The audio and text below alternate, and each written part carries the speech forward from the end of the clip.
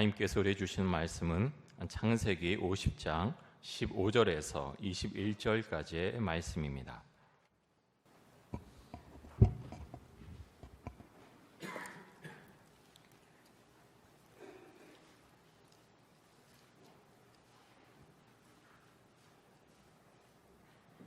요셉의 형제들이 그들의 아버지가 죽었음을 보고 말하되 요셉이 혹시 우리를 미워하여 우리가 그에게 행한 모든 악을 다 갚지나 아니할까 하고 요셉에게 말을 전하여 이르시되 당신의 아버지가 돌아가시기 전에 명령하여 이르시기를 너희는 이같이 요셉에게 이르라 내 형들이 내게 악을 행하였을지라도 이제 바라건대 그들의 허물과 죄를 용서하라 하셨나니 당신 아버지의 하나님의 종들인 우리 죄를 이제 용서하소서 하매 요셉이 그들이 그에게 하는 말을 들을 때에 울었더라.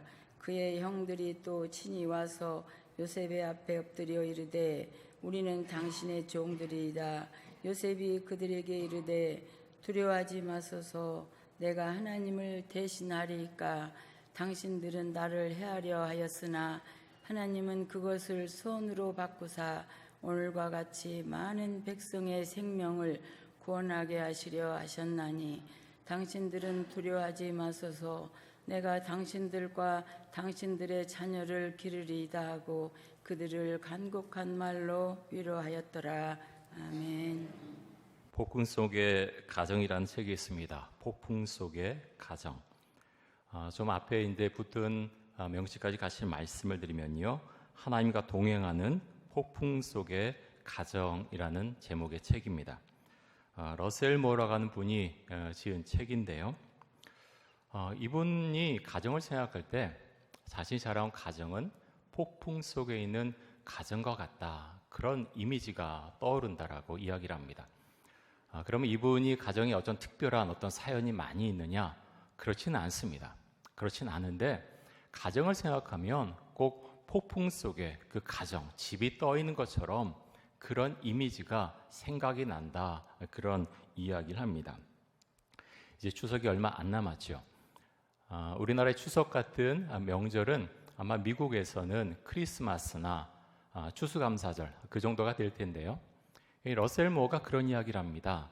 당신의 1년 중에서 가장 기쁜 날이 언제입니까? 라고 묻는다면 당연히 크리스마스나 추수감사절입니다. 라고 대답해야 되는데 자신의 진짜 속마음으로는 그렇지 않을 때가 너무나 많았다는 거예요. 특별히 어렸을 때 그러면 언제가 가장 기뻤느냐?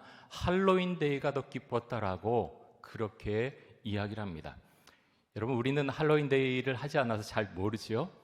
매년 10월 31일이 할로윈 데이인데 좀 비기독교적 그런 축제입니다. 이상한 복장들을 하고 나오죠. 유령, 어떤 좀비, 어떤 이상한 모습을 하고 나와서 그 복장을 하고 옆집 가서 사탕 같은 걸 달라고 하는 그런 축제, 그날이 할로윈 데이입니다. 근데 러셀 무어가 왜 이런 이야기를 하냐고 하면 이유가 몇 가지가 있는데요. 그 중에 하나는 이상하게 크리스마스나 추수감사절이 됐을 때 집안에 문제가 생긴 적이 많다는 것입니다. 모였을 때 처음엔 분위기 좋다가 갑자기 다투거나 술 먹은 삼촌이 들어와서 갑자기 싸움이 일어나거나 갈등이 있었다는 거예요. 그래서 어린 마음에 왜 크리스마스 추수감사절이 이럴까 하는 그런 마음의 아픔이 있었다라고 이야기를 합니다. 여러분 이제 명절이 다가오는데 여러분의 마음은 어떠십니까? 기도하기는 모였을 때 참 기뻐하고요. 여러분이 나눈 대화를 통해서 서로 간에 덕이 되고 무엇보다도 우리는 예수를 믿는 사람들이죠. 내가 예수 믿는 사람답게 어떻게 말할 수 있을까 기도하면서 그렇게 대화를 나누실 수 있기를 바랍니다. 자, 오늘 이제 우리가 읽은 본문 말씀 창세기 50장에 보면 요셉의 형제들과 요셉이 등장하죠. 아주 특별한 상황입니다. 요셉의 아버지 야곱이 죽었습니다. 근데 형제들이 굉장히 불안한 모습을 보입니다. 이전에 우리가 요셉을 노예로 팔아 넘겼는데 그것을 아직도 마음속에 담아두고 있는 것이 아닌가. 그래서 우리에게 안갚음을 하지 않을까 요셉의 형제들은 두려워하는 가운데 있습니다. 그리고 나아가서 요셉에게 그렇게 말하지요. 아버지가 돌아가실 때 우리를 용서하라고 했다. 우리를 용서해다오라고 말합니다. 그럴 때 요셉이 어떤 반응을 보였다고 했습니까? 울었다라고 합니다. 자, 우리 17절 말씀 한번 보겠습니다. 이렇게 말씀합니다. 너희는 이같이 요셉에게 이르라. 내 형들이 내게 악을 행하였을지라도 이제 바라건대 그들의 허물과 죄를 용서하라 하셨나니 당신 아버지의 하나님의 종들인 우리 죄를 이제 용서하소서 하매 요셉이 그들이 그에게 하는 말을 들을 때 울었더라. 예전에 애굽에 그리고 온 세계 그 온 땅에 가뭄이 들어서 만났을 때 그렇게 울었을 때 껴안고 울었을 때 다 해결된 것 같았습니다. 그런데 그렇지 않았다는 거죠. 오랜 세월을 두고 이들의 마음속에는 뭔가 눌리는 것이 있다는 겁니다. 예전에 우리가 동생을 노예로 팔아 넘겼는데 이 동생 요셉이 애굽의 총리 대신이 됐는데 그 마음속에 우리를 미워하는 마음이 아직도 있지 않을까? 아버지가 돌아가시면 우리를 죽이지 않을까? 우리를 노예로 팔아넘기지 않을까? 불안한 마음이 이들의 마음 가운데 있었다고 하는 것입니다. 그런데 형들의 말을 듣고서 요셉은 울었습니다. 여러분, 왜 울었을까요? 여러 가지 생각이 마음속에 순간적으로 스쳐가지 않았을까 생각이 됩니다. 아버지 야곱의 생각도 났을 것이고 그동안에 노예로 팔려와서 고생한 생각도 났을 것이고 형들과 여러 관계도 생각났을 것이고 여러 가지 생각이 나서 그 마음이 아파서 울지 않았겠습니까? 요셉의 일생에 있어서 노예로 팔려간 사건, 여러분 우리가 만약 그 노예로 팔려간 당사자였다면 그 사건이 잊혀지겠습니까? 수십 년의 세월이 지나도 잊혀지지 않을 것입니다. 사랑받던 아들에서 갑자기 사람 취급받지 못한 노예로 팔려나가서 그 엄청난 고생을 하면서 살아갈 때 마음속에 얼마나 아픔과 그리고 원통함이 마음속에 있었겠습니까? 어떤 분이 강의하면서 그런 이야기를 하더라고요. 그렇게 어려웠던 시간, 이상하게 그 어려웠던 시간은 정말 천천히 지나가더라. 여러분 어떠십니까? 어려웠던 시간, 그 시간이 이상하게 똑같이 지나갔는데요. 그 천천히 지나간다는 의미 가운데는 그 말 속에는 저는 그런 생각을 합니다. 머릿속에 이상하게 잊혀지지 않는 거예요. 하나하나 그 순간이 머릿속에, 마음속에 저장되어 있다. 그런 생각을 하게 됩니다. 인간적인 관점에서 요셉은 형들을 용서하기 어려웠을 것입니다. 하지만 요셉은 용서하죠. 뭐라고 말합니까? 자, 19절과 20절 한번 보겠습니다.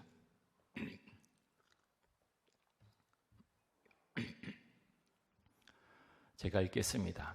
요셉이 그들에게 이르되 두려워하지 마소서 내가 하나님을 대신하리이까 당신들은 나를 해하려 하였으나 하나님은 그것을 선으로 바꾸사 오늘과 같이 많은 백성의 생명을 구원하게 하시려 하셨나니. 아멘. 여러분 이것이 요셉의 현재 모습입니다. 형들을 만났을 때 현재 모습입니다. 현재의 마음 상태입니다. 그는 아팠을 때죠. 그 아픔이 아직까지도 마음속에 있었을 때죠. 그런데 그는 이렇게 고백합니다. 내가 하나님을 대신하겠습니까? 내가 하나님을 대신하겠습니까? 하나님은 당신들이 나를 헤아려 했지만 그것을 선으로 바꿔주었습니다. 당신들뿐만 아니라 많은 백성의 생명을 살려주었습니다. 요셉은 그렇게 말합니다. 요셉은 그 모든 것을 보고 있었습니다. 아마 처음에는 이해가 되지 않았을 거예요. 왜 하나님께서 17살의 그 청소년의 나이에 나를 노예로 팔려가게 하셨을까? 이해하지 못했을 것입니다. 정말 성실하게 일했는데 왜 보디발의 집에서 나는 그렇게 어려움을 당해야 했는가? 가정총무로 그렇게 성실하게 일했는데 왜 감옥에 갇혔어야 했는가? 돌아온 그런 나날들이 이해되지 않는 순간이 많이 있었을 것입니다. 그런데 나중에야 깨닫게 되지요. 하나님께서 이 길로 나를 인도하신 이유가 있구나. 요셉은 분명하게 깨닫게 됩니다. 여러분은 어떠십니까? 우리 각자가 다른 인생을 살아오셨죠? 정말 수많은 어려운 가운데 살아오신 우리 어르신들 있습니다. 저희 아버지에게도 제가 이야기를 들으면 참 마음이 아파요. 145대 때 내려오셨는데 정말 많은 어려움을 당하셨죠. 할아버지와 아버지 단 둘이 이제 145대 때 내려오셨는데 이제 금방 올라갈 줄 알고 그렇게 내려오셨지만 올라가지 못하셨습니다. 할아버지는 한 2년 정도 계시다가 돌아가셨고 아버지 혼자 성장을 하셨습니다. 여러분, 그런 삶 가운데서 무엇을 생각할 수 있을까요? 왜 하나님께서 왜 이 땅을 갈라놓으셨을까? 왜 공산주의자들은 그토록 힘을 갖고 아직도 그 땅 가운데 사람들을 괴롭히며 살고 있는가? 여러분, 우리는 세상 가운데 이해하지 못하는 것들이 참 많이 있습니다. 우리의 가정도 그렇죠. 어떨 때는 교회도 그렇습니다. 믿는다는 것이 무엇일까 많이 고민하고 많이 생각을 하게 됩니다. 하나님과 동행하는 폭풍 속의 가정을 지은 러셀 무어는 이 책의 제목을 거친 세상에서 실패하거든, 그 찬양 아시죠? 우리 찬양으로 이제 456장 거친 세상에서 실패하거든 그 찬양인데요. 원래 영어로는 조금 이제 다릅니다. 영어로 이제 처음에 보면 우리 찬양은 거친 세상에서 실패하거든 그 손 못자국 만져라 이제 그렇게 시작하지만 영어는 조금 다릅니다. Have you failed in your plan of your storm-tossed life라는 말로 시작을 하는데요. 삶의 폭풍이 휩쓸고 가버릴 때 당신의 계획이 물거품이 돼버린 적이 있는가? 그럴 때 당신은 어떻게 하는가? 그럴 때 당신은 예수의 그 피 묻은 십자가, 그 못자국 난 손을 당신은 붙잡는가? 그 신앙 고백을 지금 하고 있습니다. 여러분 어떠십니까? 우리의 가정은요, 참 예수님을 믿지 않는 가정도 그렇지만 예수를 믿는 가정도 많은 어려움이 있습니다. 꼭 폭풍 위에 올라가 있는 것처럼 우리의 가정이 흔들흔들 거릴 수 있다는 것입니다. 요셉 같은 그런 가정만 그런 것이 아니죠. 엄청난 일이 있었죠. 그 아버지 야곱의 마음이 얼마나 아팠겠습니까? 수많은 일들이 삶 가운데 펼쳐졌을 때 그 마음에 마치 못을 박는 것처럼 그렇게 아팠겠죠. 여러분들은 어떠십니까? 우리 가정에도요, 이런 일들이 사실 굉장히 많이 있습니다. 꼭 폭풍 가운데 우리 집이 떠 있는 것처럼, 가정이 떠 있는 것처럼 흔들흔들 거릴 때가 사실 얼마나 많이 있습니까? 러셀 무어는 그런 이야기를 합니다. 이 책 가운데서 폭풍 속의 가정이라는 책에서 이렇게 말을 하는데요. 가족에 대해서 이렇게 설명을 합니다. 앞에 한번 띄워주시죠. 제가 읽겠습니다. 가족은 우리에게 생명을 주는 축복의 원천이기도 하지만 때로는 엄청난 공포의 원천이기도 하다. 그리고 대개는 이 두 가지가 동시에 일어난다. 우리의 가정은 기쁨으로 충만할 수 있지만 우리를 항상 고통에 취약하도록 만든다. 그리고 그 기쁨과 고통은 우리가 한 곳을 바라보도록 한다. 바로 십자가다. 자, 러셀 무어가 무엇을 지금 말하고 있습니까? 가정은요, 늘 사랑만 있는 곳은 아니라는 거예요. 축복이 있기도 하지만 공포가 있기도 하다. 기쁨이 있기도 하지만 고통이 있는 곳, 그것이 바로 가정이다라고 말합니다. 그런데 그 기쁨과 고통이 우리로 하여금 한 곳을 바라보게 하는데 그것이 무엇이냐? 십자가다라고 말하고 있습니다. 저는 러셀 무어의 이 설명이 참 마음속에 참 많이 와닿았습니다. 예수 믿는 가정, 예수 믿는 가정, 사실 그것으로 충분한데 우리는 삶 가운데서 그것을 느끼고 고백하지 못할 때가 때때로 있다고 하는 것입니다. 특별히 이런 명절을 맞이했을 때 여러분은 우리 기독교 가정은 믿지 않는 가정과 무엇이 다릅니까? 혹시라도 마음에 상처를 안고서 아직도 그렇게 만나지는 않는지요? 어떤 음식하는 것, 어떤 예절, 그것 때문에 혹시라도 긴장 관계가 형성되지는 않는지요? 주님께서 어떤 만남을 원하실까? 어떤 명절을 원하실까? 우리가 기도할 수 있기를 원합니다. 우리의 가정은 늘 평안한 것 같지만 그렇지 않고 러셀 모의 책 제목처럼 폭풍 속에 놓여져 있을 때가 많이 있습니다. 저는 이 책을 읽으면서 또 요셉에 대한 본문을 읽으면서 예수님의 모습이 떠올랐습니다. 복음서에 보면 예수님과 제자들이 폭풍우가 몰아치는 그 갈릴 바다 위에 떠 있습니다. 그 뱃속에 있습니다. 근데 모습이 대조적이죠. 예수님은 깊이 잠들어 있습니다. 많은 사역을 하셨기 때문에 피곤하셨습니다. 근데 제자들은 너무너무 힘든 시간을 보내고 있습니다. 어부들이 여러 명 있었지만 이제 곧 우리는 빠져 죽을 거야. 예수님 어디 가셨어? 난리가 났습니다. 예수님을 찾습니다. 예수님에게 말씀드리죠. 빨리 일어나십시오. 우리 죽게 됐습니다. 살려주십시오. 라고 그렇게 예수님에게 외칩니다. 그럴 때 예수님께서 나오셔서 말씀하시죠. 어찌하여 무서워하느냐 믿음이 작은 자들아. 어찌하여 무서워하느냐 믿음이 작은 자들아. 라고 말씀하시면서 바람과 바다를 꾸짖었다라고 말씀합니다. 여러분, 우리의 모습이 혹시 그와 같지는 않습니까?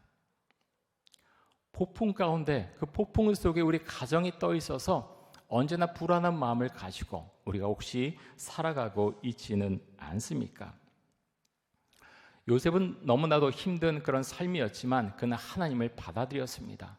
하나님의 음성을 삶 속에 적용하며 살아가는 사람이었습니다. 자, 창세기 5장 50장 21절에서 이렇게 말씀합니다.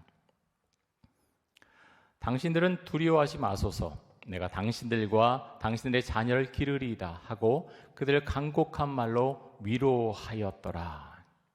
저는 이 말씀 보면서 참 요셉은 위대한 하나님의 사람이다 라는 생각을 했습니다. 그는 한때 철이 없었습니다. 노예로 팔려 나갔지만 사실은 철없는 행동을 너무 많이 했습니다. 하지만 그러함에도 노예로 팔려가는 그 아픔을 어떻게 견뎌냈을까? 요셉을 생각하면 참 마음이 아픕니다. 근데 요셉은요, 도리어 형들이 그를 위로해야 될 그 순간에 요셉은 형들을 위로하고 있습니다. 당신들은 두려워하지 마소서라고 말하고요. 그들 간곡한 말로 위로했다라고 말씀하고 있습니다.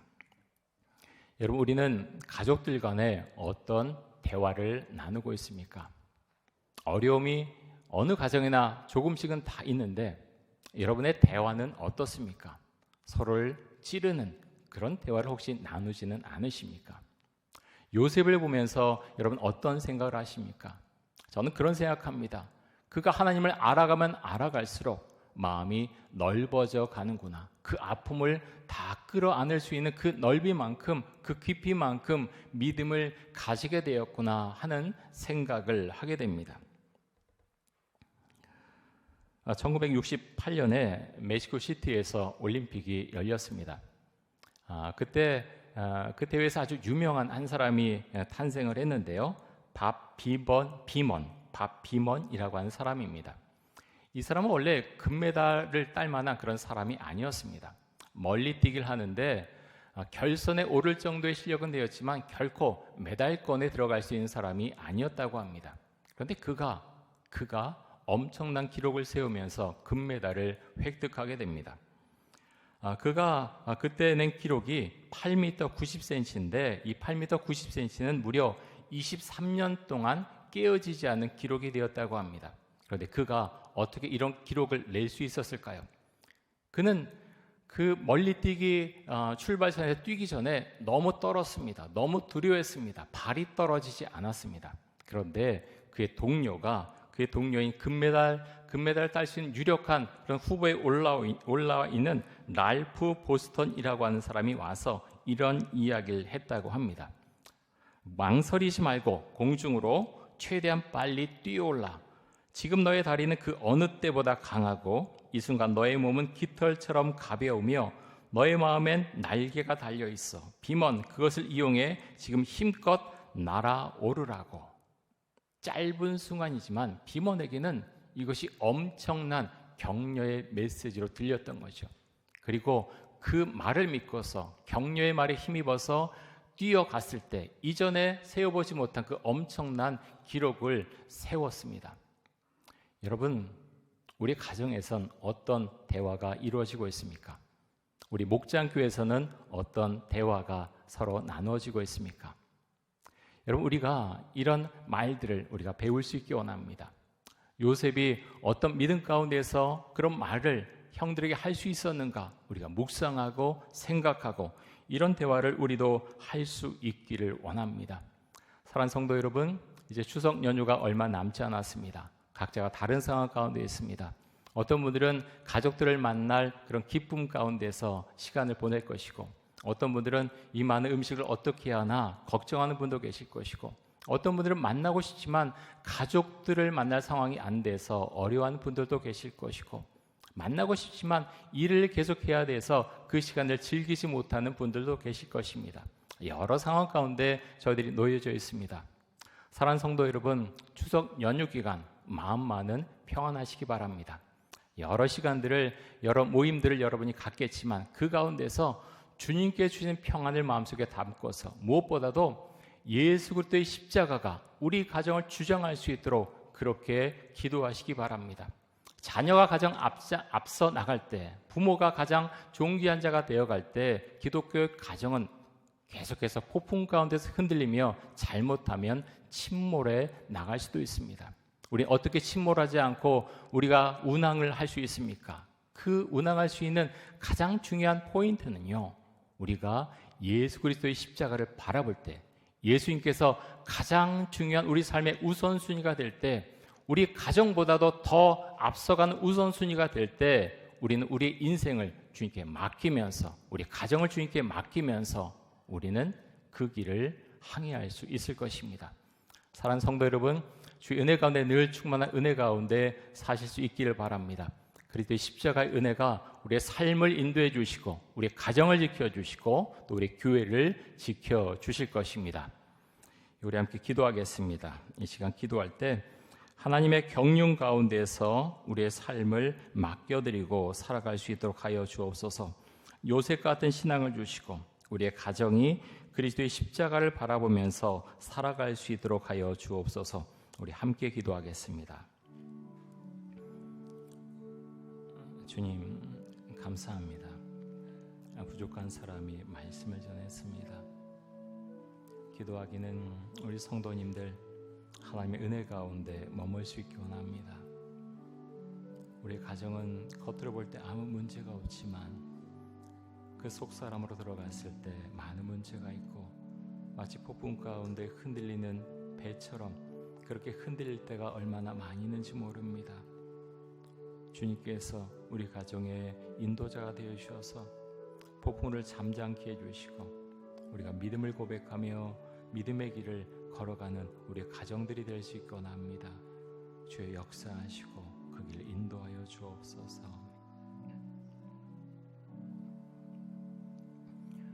우리를 사랑하시는 하나님 아버지 감사합니다. 우리 자신의 인생의 계획도 또 우리 가정도 주 앞에 다 내려놓습니다. 하나님께서 그 길을 인도해 주시기를 간절히 원합니다. 주인보다 앞서는 것이 우리 인생 가운데 없도록 해주시고 우리 가정도 주 앞에 그렇게 내려놓고 기도할 때 주님께서 우리의 가정을 인도해 주시고 안전하게 지켜주시고 우리의 삶 가운데 좋은 것으로 채워주시며 우리 삶 가운데 은혜와 평강과 또 비전과 꿈을 더해 주실 줄 믿습니다. 그 믿음을 고백하면서 살아가는 저희들 모두가 될 수 있도록 하여 주옵소서. 예수 그리스도의 이름으로 기도드립니다. 아멘.